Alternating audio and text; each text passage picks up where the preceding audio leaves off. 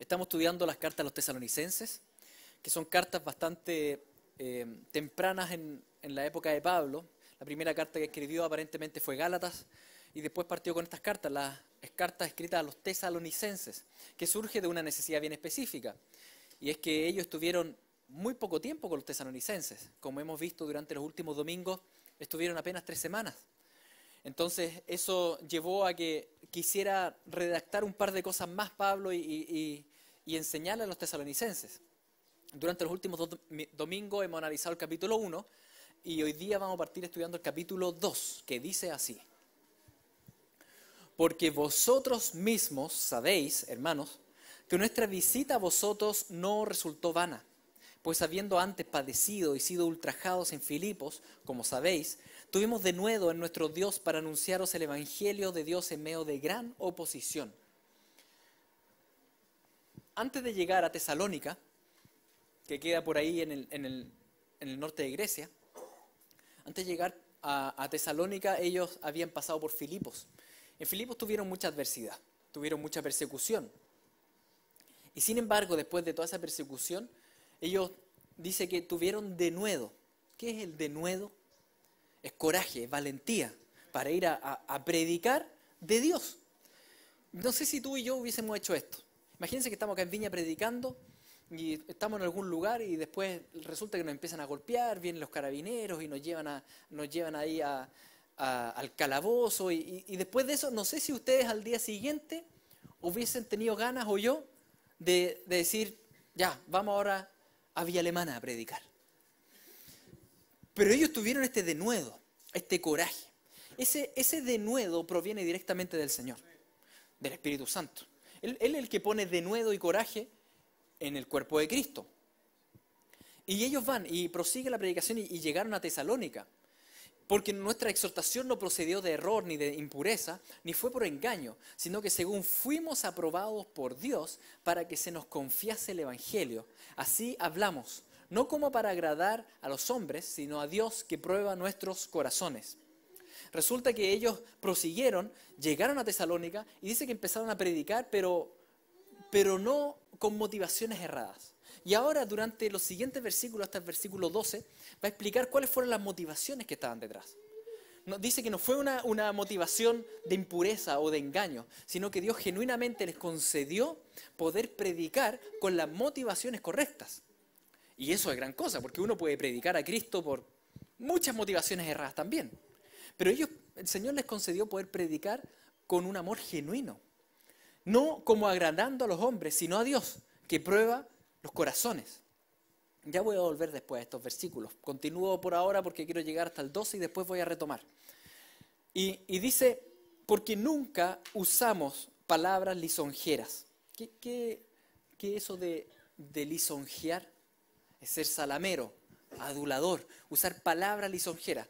En nuestra carne, a nosotros nos surge el querer que los demás se agraden de nosotros, que no piensen mal de nosotros. Que no piensen que nosotros somos cuáticos o somos de alguna forma rara. Entonces cuando predicamos y andamos medios en la carne, somos lisonjeros. En vez de decir la verdad tal como es, empezamos como a maquillarla y después a decir, mira, tú necesitas a Jesús, porque si vienes a Jesús se te van a quitar todos los males. Y empezamos con esa, ¿no es cierto? Y te vaya a sanar y vaya a salir de todas las deudas. Y la verdad, ¿qué puede ser? Pues puede ser también que no.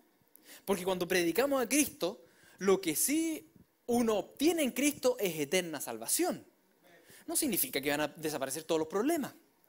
Pero a veces predicamos así porque nos da como cosa, ¿no es cierto? Eso es carnal. Y Pablo dice, nosotros no fuimos allá con palabras lisonjeras. Nosotros fuimos y les dijimos las cosas como son. Tal cual, que solamente en Cristo hay salvación. Por tanto dice, como sabéis, ni encubrimos avaricia. En segundo lugar, él dice, mira, nosotros cuando fuimos no andábamos con intenciones secundarias, así como que voy a predicar y ojalá me hagan una buena ofrenda después, porque igual estoy con necesidad. Y es verdad, estaban con necesidad. Pero no surgió ese pensamiento en ellos. Ahora, en nuestra carne ese pensamiento surge mucho. Usted tal vez diga, no, nada que ver, mucho que ver. ¿Con quién solemos relacionarnos? ¿Con quién solemos entablar relaciones o entablar una amistad? ¿O a quién nos acercamos? Generalmente a gente que nos conviene. A gente que no nos conviene, no nos acercamos. A veces me acerco a alguien porque tal vez me puede conseguir una pega. O tal vez esta persona es un cliente potencial. Muchos vienen de repente a la iglesia porque dicen, bueno, acá tengo muchos clientes. ¿No es cierto? Entonces, muchas veces nuestras motivaciones, lo que surge de nuestra carne, en realidad surgen motivaciones que son ególatras. Me relaciono por cómo la otra persona me puede convenir a mí. O porque si los demás me ven con tal persona, van a pensar ¿qué? O una serie de cosas. Hay muchas motivaciones por las cuales nos juntamos con gente o entablamos una amistad o nos relacionamos y generalmente son motivaciones ególatras. Ahora Pablo dice, cuando nosotros fuimos a ustedes, nosotros no encubrimos nada de esto, no encubrimos querer un beneficio de ustedes. Nosotros fuimos genuinamente. Y eso es un milagro del Señor. Ya tenemos dos cosas que son milagrosas.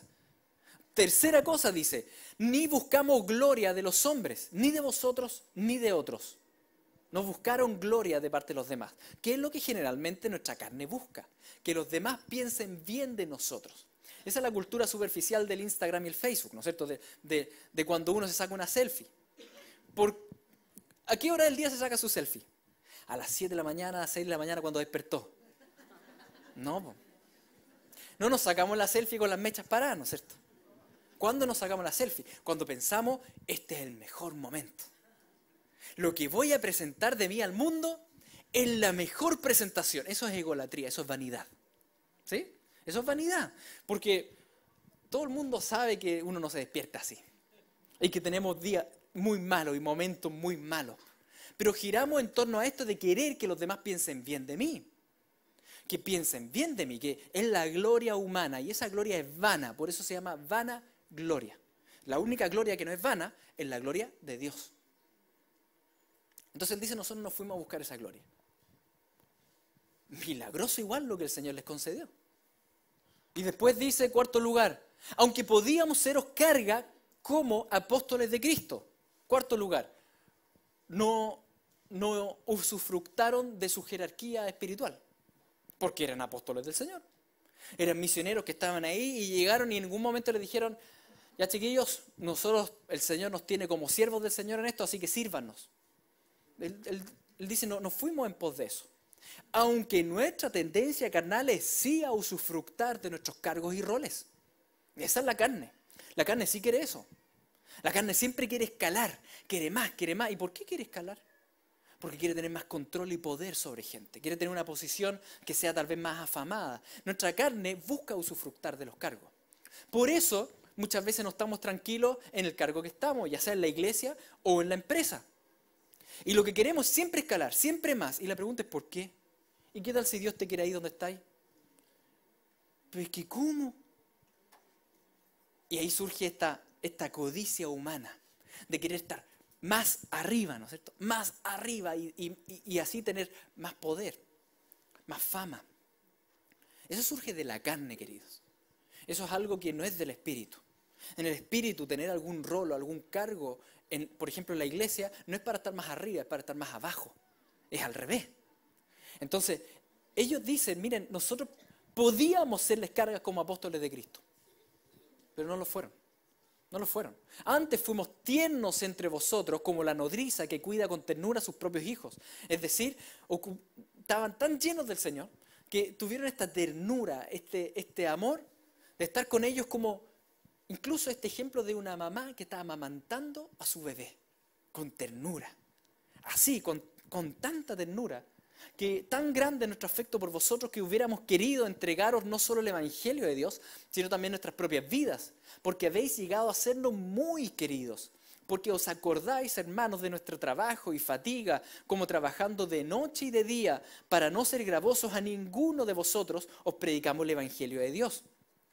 Estuvieron 3 semanitas predicando, pero esas 3 semanitas, día y noche, trabajando en pos de estos bebés espirituales. Y con genuino amor. Ahora, yo no sé ustedes, pero yo cuando leo esto digo, Señor, pero ¿seremos capaces de llegar a algo así alguna vez? como Pablo y Silas. Y el pasaje termina hasta el versículo 12 diciendo, vosotros sois testigos, y Dios también, de cuán santa, justa e irreprensiblemente nos comportamos con vosotros los creyentes. Así como también sabéis de qué modo, como el Padre a sus hijos, exhortábamos y consolábamos a cada uno de vosotros, y os encargábamos que anduvieseis como es digno de Dios, que os llamó a su reino y gloria. Fíjense que cuando uno lee esto, y lee cómo llevaron a cabo esta siembra, esta predicación, y tan santa e irreprensiblemente, nos damos cuenta que eso no provino de ellos. Eso fue algo que Dios les concedió. Es un milagro. Un milagro llevar a cabo esta siembra 3 semanas y tan parecidos a Cristo. Eso es un milagro. Por tanto, la pregunta que sigue es, Señor, ¿y nosotros podremos llegar algún día a esta estatura? O eso es para Pablo y para Silas, que, no sé, pues eran, como se dice en chileno, eran bacanes. Pues. Pero para mí, para ti, para mí, ¿nosotros podremos llegar a algo así? ¿Qué creen? ¿Sí? Un sí bien. El mismo texto nos responde. Y yo creo firmemente que sí. El texto nos responde y yo creo que sí. Porque la verdad es que analizando esto, analizando la Escritura, analizando el resto de la Escritura también, dice que Dios nos ha concedido todo lo necesario para poder vivir una vida de piedad como Él manda. Eso escribe Pedro en su carta. Sí, el tema es que tenemos una confusión en la mente. La salvación es gratis. ¿Sí? Es un precio impagable. Por tanto, Dios decide regalarla. La salvación es gratis. Pero la llenura del Espíritu no es gratis. La Biblia dice que el Espíritu Santo nos ha sido dado gratuitamente, sí. Pero ser llenos del Espíritu, ahí sale una serie de instrucciones. Sí, el Señor nos da gratuitamente el Espíritu y nos da gratuitamente la salvación. Pero tener un carácter aprobado con los frutos del Espíritu sí tiene precio. No es gratis. Y el Señor nos ha dado todas las instrucciones para su llenura. Entonces cuando vemos 2 hombres llenos del Señor, es porque algo hicieron, ¿entienden? No tiene que ver con que ellos se ganaron la salvación porque no se la merecían. Sabemos de sobra la historia de Pablo, ¿no es cierto? Ni tú ni yo nos merecemos la salvación. Pero esto que el Señor nos ha dado, lo hemos trabajado. Y ahí está la diferencia. Porque sí, la llenura del Espíritu tiene un precio que debemos estudiar en la Escritura. Y la verdad es que este mismo texto nos enseña al respecto. Porque si ustedes se dieron cuenta, para que en el versículo 2, o sea, del 1 al 4, establece ciertas bases. Dice que Dios los probó. Para que Dios les concediera todo esto, porque esto es algo que el Espíritu Santo te concede, ¿cierto? Este nivel de santidad. El Señor se los concedió, no procedió de su carne, se los concedió el Señor. ¿Pero por qué? Primero los probó, dice. Dice que según fuimos aprobados por Dios, para que se nos confiase el Evangelio, Dios los aprobó y les confía este Evangelio. Dice, no como para agradar a hombres, sino a Dios que prueba nuestros corazones. Pablo dice que Dios probó su corazón y que ellos salieron aprobados. Y por tanto Él les entregó la porción necesaria para la predicación en Tesalónica. Les entregó el denuedo, la valentía y el carácter manso y humilde. Pero ellos fueron probados. ¿Fueron probados qué? A nivel de corazón. El corazón es el mundo interior del ser humano. Es lo que pensamos, en donde tomamos las decisiones, en nuestra voluntad, es lo que está adentro. El corazón es el núcleo de adoración. Ahí lo que nosotros adoramos, lo que nosotros más amamos, a veces no se manifiesta tan claramente afuera. A menos que pasen ciertas circunstancias que manifieste lo que está adentro. El corazón. El corazón. Eso es lo que el Señor probó en ellos. Y ellos fueron aprobados. Lo que yo más amo, lo que más anhelo, lo que más sueño, lo que más le dedico tiempo, eso está en el centro y en el trono de mi corazón.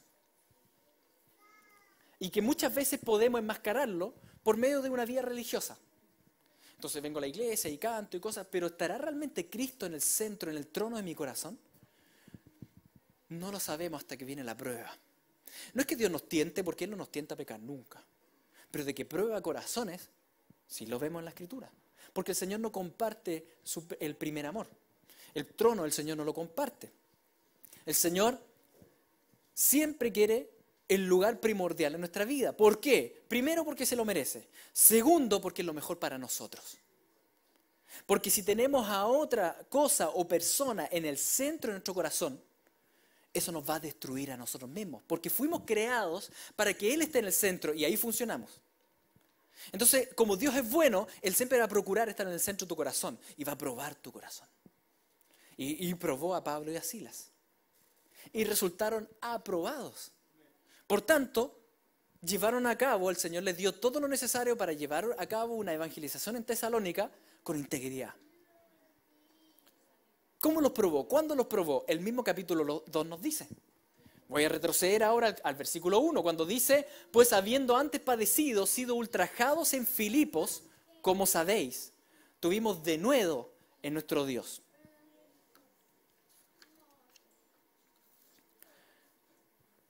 Ellos fueron probados, antes de llegar a Tesalónica, fueron probados en la ciudad anterior. ¿Dónde? En Filipos. En Filipos. Ahí fueron probados. Y como salieron aprobados, bueno, tuvieron después denuedo para seguir. Tuvieron la porción para seguir. Así que para entender bien cómo fueron probados y qué fue lo que salió de sus corazones, tenemos que leer Hechos 16. En Hechos 16 sale la historia de la evangelización de Filipos. ¿Y qué fue lo que pasó? Lucas escribe lo siguiente. Y se agolpó el pueblo contra ellos, y los magistrados, rasgándole las ropas, ordenaron azotarles con varas. Después de haberles azotado mucho, los echaron en la cárcel, mandando al carcelero que los guardase con seguridad, el cual, recibido este mandato, los metió en el calabozo de más adentro y les aseguró los pies en el cepo. Pablo y Silas fueron a predicar a Filipos. Y mientras estaban allá predicando en Filipos, había una niña, una joven, que estaba endemoniada, y tenía espíritus de adivinación, y constantemente estaba ahí detrás y andaba molestando, y finalmente Pablo echó fuera a los demonios, y la niña fue libre. El problema para los amos de esta niña, que era una esclava, es que ya no lo podían ocupar en adivinación, por tanto perdieron plata los amos. Se enojaron, empezaron a revolucionar al pueblo, y parece que tenían influencia, entonces incluso los magistrados se metieron. La cosa es que rodearon a Pablo, a Silas, y dice que ahí le rasgaron las ropas. Y bueno, ellos no tenían el ropero que tenemos nosotros, ¿no es cierto? Ellos andaban de ciudad en ciudad. Les rasgaron las ropas y ordenaron azotarles con varas. No sé si ustedes alguna vez han sido azotados con varas. El tema es que no fueron azotados poco, dice. Después de haberlos azotado mucho. El azote fue mucho. Les pegaron mucho. Y si a alguien le han pegado acá alguna vez con palos, después uno queda bien molido, ¿no es cierto? Moretoneado, tal vez con la carne rasgada, ensangrentado. Así que después los llevaron al hospital, ¿no? Después de haberlos azotado mucho, los echaron en la cárcel. Las cárceles de esa época no eran como las de esta época. Tampoco digo que son de lo mejor hoy día, pero al menos hay electricidad, ¿no es cierto? Hay ciertos beneficios. En esa época las cárceles eran hoyos oscuros nomás, que no se limpiaban nunca. Fíjese que la Mamertina en Roma no se limpió en 4 siglos. 4 siglos de excremento y de cuerpos muertos. Ahí estuvo encarcelado Pedro, antes de ser crucificado. Y entonces los calabozos eran lugares oscuros, ¿no es cierto? De deposiciones, de suciedades, y donde los echan y dice ahí que, bueno, no le habían hecho ningún juicio, así que los vamos a tratar bien, algo así.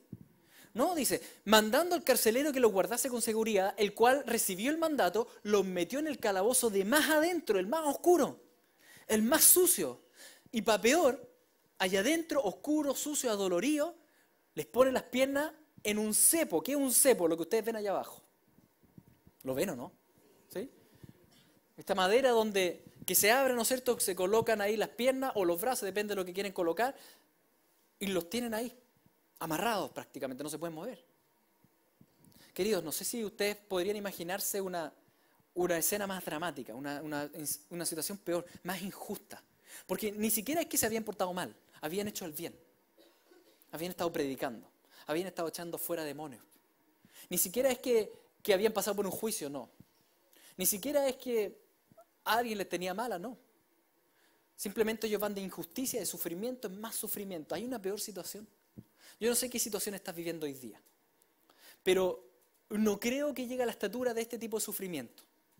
Tal vez alguna vez has vivido algo similar a esto, pero hoy día lo que tú estás sufriendo hoy, no creo que se llegue a esta estatura.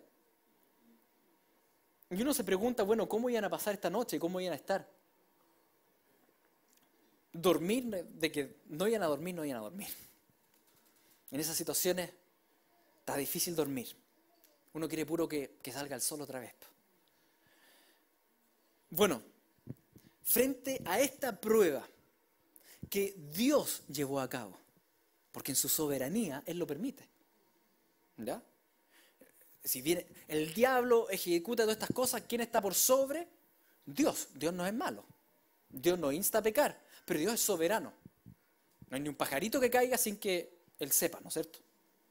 Entonces, Dios está igual acá en esta misma situación.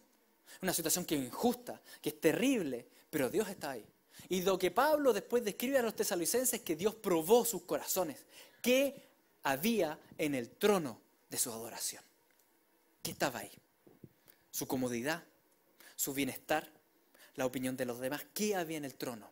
Y lo que salió ahí a relucir es que a medianoche, orando, Pablo y Silas cantaban himnos a Dios y los presos lo oían. No tenían nada, pero lo tenían todo. Cuando ellos fueron estrujados y apresionados y las circunstancias los molieron, lo que salió de ese corazón fue que el primer amor era Cristo. Salieron aprobados. En ese momento de oscuridad y de desesperación, si bien no tenían agua de vida eterna. Las circunstancias eran contrarias al gozo, eran contrarias a lo que es la paz, pero habían aprendido a gozarse no en las cosas carnales, sino que en el Espíritu. Por tanto, incluso en esa circunstancia podían lograr gozo en el Señor.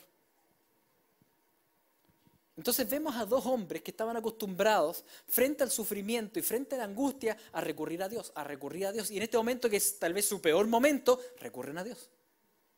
Hay un camino que está hecho, el ir a Dios. Porque probablemente ese sería el momento para no orar y no cantar. Como tal vez te pasa en tu vida, que ya no tienes ganas de cantar. Y eso nos habla de que en realidad lo que está en el trono de nuestro corazón no es Cristo. Por tanto, estaban, según las mismas palabras de Pablo cuando le escribe a los Corintios, estaban atribulados en todo, mas no angustiados. O sea, si tú les preguntas en ese momento, oye, ¿estás angustiado? No. ¿Cómo? Yo estaría angustiado. Si no hicieron ni juicio ni nada, estoy tirado al fondo, me voy a morir. Eso estaría pensando yo, me voy a morir. Estaría angustiado. Pero uno les pregunta a ellos, ¿están angustiados? No, no estamos angustiados. Pero si están en apuro, sí, pero no estamos desesperados. Pero si no tienen ningún amigo en la ciudad, no estamos desesperados. Pero están perseguidos, sí, responde Pablo, pero no estamos desamparados.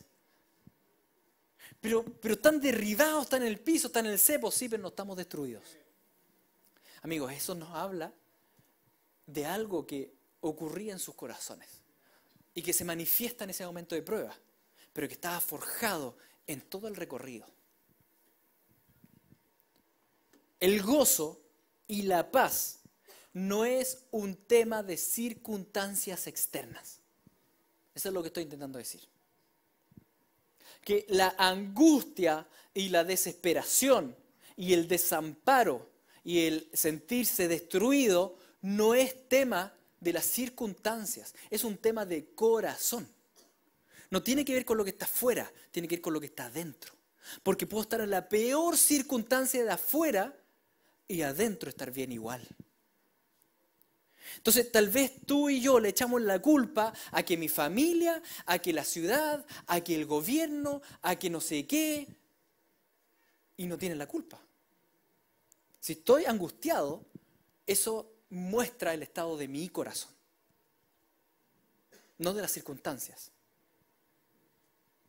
¿Quieres perseverar lleno de amor, de gozo, de paz, de paciencia, de benignidad en la tribulación? Bueno, entonces busca satisfacerte en el Señor.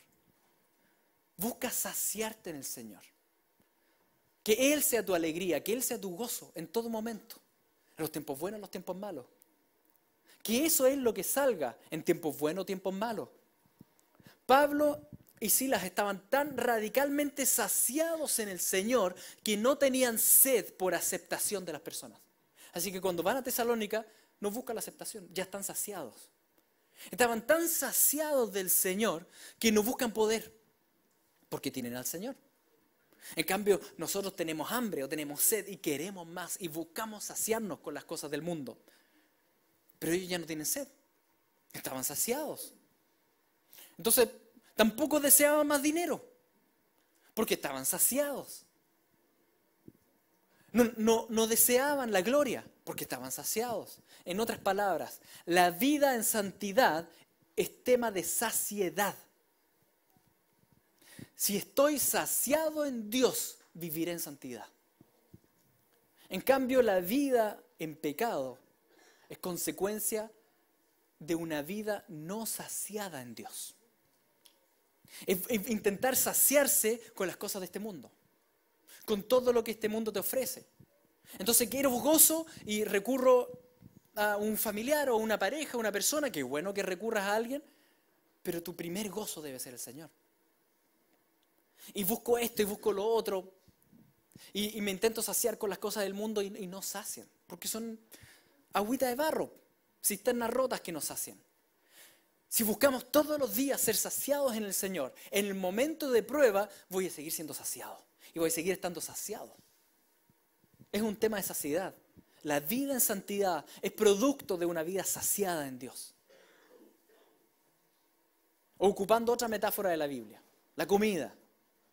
Mientras más como de Dios, más luz como. Y por tanto, al comer más luz, más alumbro. ¿Sí? Mientras más saciado, mientras más lleno de Dios, más alumbro. La vida en santidad es tema de saciedad. Y si no estoy viviendo en santidad, es porque no estoy comiendo de Dios. No estoy orando, no estoy adorando, no estoy estudiando la palabra, congregándome, no estoy ayunando, no estoy comiendo de Dios, estoy comiendo del mundo. Estoy buscando el gozo en las cosas de la carne, no en las cosas del espíritu. Uno come, a veces tiene ganas de comer y a veces no tiene ganas de comer. Cuando uno está enfermo, uno come medio obligado, pero hay que comer. A veces uno come con hambre, a veces uno come por deleite, pero a veces no. Lo mismo con el Señor. Hay días donde como del Señor porque tengo hambre y a veces no, como porque tengo que comer nomás. Y a veces ando medio enfermo espiritualmente, entonces como obligado. Y a veces como por deleite. Ojalá siempre fuera por deleite, pero no siempre me pasa. Pero hay que comer. Porque si quiero alumbrar, vivir una vida llena del Espíritu, tengo que comer. Comer del Señor. Y probablemente Pablo y Silas en ese momento, no sé si lo hicieron con gran deleite o por obligación simplemente, pero comieron. Comieron del Señor y oraron. Y fueron llenos de Él. Frente a la angustia, ¿a qué estás acudiendo? ¿A la queja, a la autocompasión, al desánimo? ¿En qué estás escapando? ¿Qué estás buscando? Hoy en día hay algo que está siendo cada día más popular, que es la marihuana. Un gran ídolo, ¿no es cierto? Un gran ídolo que frente a la angustia me calma, pero te deja con más hambre. La marihuana no sacia nada. El único que te va a saciar es Cristo. Entonces, frente a la angustia, no fumes. Busca a Cristo. Porque si fumas, tú vas a tener hambre y vas a seguir pecando. La vida en santidad es tema de saciedad. Si buscas de Cristo vas a ser saciado. Si no buscas de Cristo no vas a ser saciado. Entonces si buscas ser saciado con los amigos y el carrete y todo eso, tu vida va a estar llena de pecado. Porque tienes hambre. Y comes y comes y comes, pero no te llena nada. Porque lo que realmente nos puede llenar es Cristo. La adoración, la oración, la palabra, la perseverancia en Él, buscándole. Y el que lo busca lo encuentra. Por tanto, Cristo dice, si alguno tiene sed, venga a mí, dice el Señor. Pero tal vez tú has tenido sed y te sientes angustiado y mal, así que recurres a la pornografía y a la masturbación o a la inmoralidad sexual en general y no te sacia porque ¿qué es peor? Po? Entonces, estás buscando mal, po, no estás siendo saciado en el Señor. El Señor está a disposición. Si tienes sed, ven a Él. El que tenga sed, venga a Él. Debemos preguntarnos, ¿mi vida está reflejando a Cristo? Si no está reflejando a Cristo es porque no estoy comiendo a Cristo. No estoy comiendo de Él. Porque mientras más como de Cristo, más reflejo a Cristo. ¿Estás siendo probado por el Señor en esta época? ¿Qué ha salido de tu corazón? ¿Qué está ahí en el trono? ¿Qué ha salido? Nos sentimos muchas veces angustiados, desesperados, derribados y destruidos. Precisamente las cosas que Pablo decía, no, yo no. Pero nos hemos sentido así. Si la respuesta es sí, entonces porque tenemos sed. Es porque nos falta agua. Pero la verdadera agua. Porque si tenemos verdadera agua, la angustia va a pasar. Y si bien vamos a estar perseguidos y atribulados, no vamos a estar derribados. ¿No es cierto? Nuestra vida está llena de inconsistencias, hipocresías, malas motivaciones. Entonces le predico a alguien, pero en realidad todo el rato salen malas motivaciones y malas motivaciones. ¿Ha sido así? Si la respuesta es sí, no, la verdad es que tengo hartas inconsistencias y todo. Es porque tenemos hambre, tenemos sed. Porque si estuviese saciado, viviría en santidad. La vida en santidad es consecuencia de una vida saciada y satisfecha en Cristo. Por tanto, sáciate en el Señor, sáciate en el Señor. Busca del Señor, llénate del Señor y los pecados van a pasar solos. Po. El Señor va a probar tu corazón, sales aprobado y te entregará todo lo necesario. La salvación es gratis, pero la llenura del Espíritu no. Debes buscar de Él para tener más de Él. Vengan a mí, dice, si estoy a disposición. Pero si no vas, no tienes. Sáciate en la adoración a Dios, en la contemplación a Dios, en la búsqueda íntima de Dios, esa comunión de oración y de lectura de la palabra. Sáciate. ¿Cuándo? Todos los días, siempre. Come de Dios por rutina también, y por hambre también, y por deleite también, y por obligación también. Come nomás. Come todos los días. Come. No dejes de comer, no dejes de adorar, no dejes de orar, no dejes de congregarte, no dejes de leer, no dejes de ayunar. Es que justo la iglesia no hay día ayuno. Bueno, pero tú eres la iglesia, ayuna. Estar satisfechos en Dios nos permitirá vivir realmente vidas saciadas que por tanto se van a reflejar en una vida en integridad, en santidad, con motivaciones santas y justas que el Espíritu Santo ha colocado en nosotros. Así que, querida iglesia, el que tiene sed, venga. Eso dice el Señor. ¿Tienes sed? Ven, ven. No vayas al mundo. No vayas a las cosas de este mundo. Ven a mí, dice el Señor. Y el que quiera, tome del agua de la vida gratuitamente. Está a disposición de todos nosotros. No sigas buscando en las cosas del mundo. Si ya el Señor está contigo. No sigas pensando que lo único que necesitas en tu vida es una pareja, porque no es así. No es así. Aunque tengas una pareja, si tú no estás saciado en Cristo, vas a estar igual de mal. No es tema de pareja, es tema de saciedad. No sigas pensando que lo único que necesitas es tener un poco más plata. No es así. Aunque tengas un poco más plata, si no estás saciado, vas a estar mal. Por tanto, no es un tema de circunstancias, es un tema de saciedad de corazón. Bien, oremos. Padre Santo, te damos gracias porque has puesto a tu Hijo amado a nuestra disposición para que nos saciemos en Él. Nos saciemos en la contemplación de Cristo, en la adoración a Cristo, en la comunión íntima con Él. Te pedimos perdón porque tantas veces te damos la espalda y te rechazamos y buscamos saciedad en las cosas del mundo. Perdónanos, Señor. Perdónanos por despreciarte, cuando entendemos que solo tú nos puedes saciar verdaderamente. Queremos vivir saciados, Señor, llenos de ti. Te entregamos nuevamente nuestra vida, nuestro corazón, y te rogamos que tomes el primer lugar y que si nos llegas a aprobar, podamos salir aprobados con Cristo ocupando el trono de nuestro corazón. En el nombre de Jesús. Amén.